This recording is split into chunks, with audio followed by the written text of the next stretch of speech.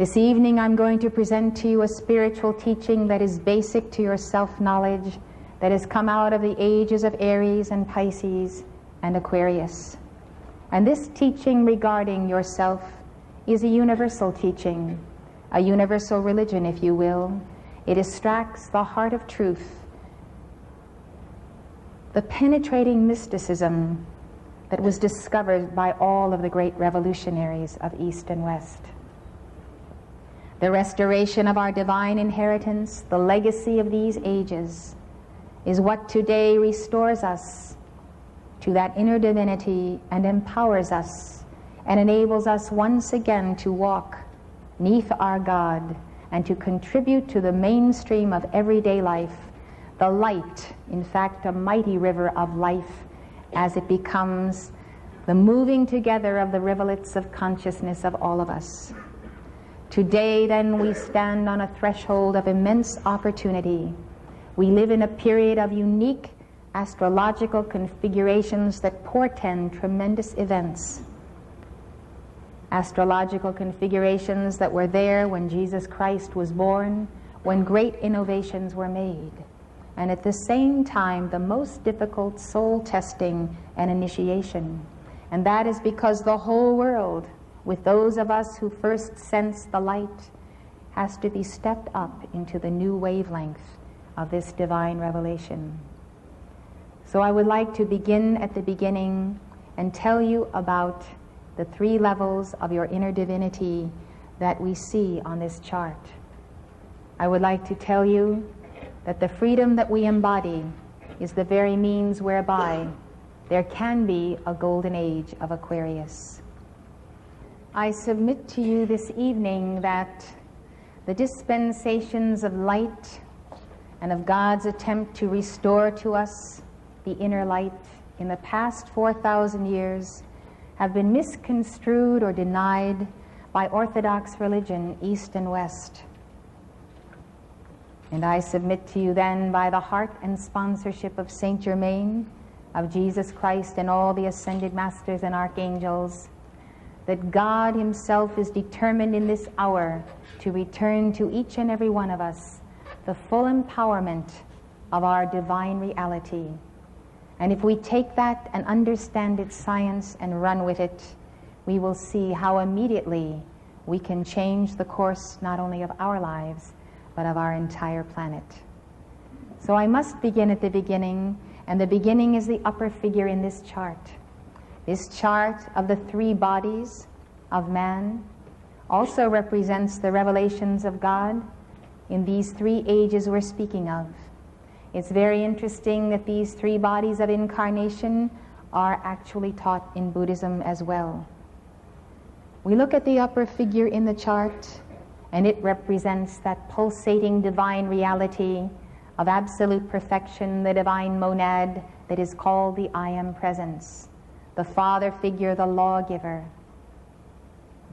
The revelation of one God as opposed to many gods came through Akhenaten, the Pharaoh of Egypt 33 centuries ago. He brought to us an awareness of God as the sun Aton. He drew the rays coming from the sun, ending in hands, signifying that there is one God, but many manifestations in form, and that we are extensions of that one. Moses identified the one God when he saw a bush that burned but was not consumed. And that is the beginning of the mystery of the divine fire that is burning in your breast in this very moment. It is the bush that burned but was not consumed. And the reality is that we are that bush. We are that physical vessel. The vessel may be temporal and transient, but there is a spiritual fire that burns in it, that does not quench it, and that lives on after the bush has outlived its usefulness. It was the angel of the Lord who spoke to Moses out of the burning bush, and it was Archangel Michael. He came to announce to him his mission in that life, and his mission was to liberate the children of God out from under the tyranny of the Egyptian taskmasters. And so God tells him in the person of the archangel, go into Egypt and set my people free. Go in and tell them that I will deliver them through you. Moses is mortified. He says, they will never believe me. They will mock me. Who are you? Whom shall I say sent me unto them? What is thy name? Moses wants to know the name of God because he knows that it is the key to the identity of God and the key to his power. So God says to Moses, I am that I am. Tell them that I am hath sent you unto them. This is my name forever and my memorial to all generations. Whether we realize it or not, this was the most exciting moment in the age of Aries, because in that moment God restored to us a lost divinity. That was the moment when once again we could call on the name of God as a state of being, the state of our own being. And what is the meaning of I am that I am? It means I am here below that which I am above. I am in manifestation the living God flame as I am that I am presence above.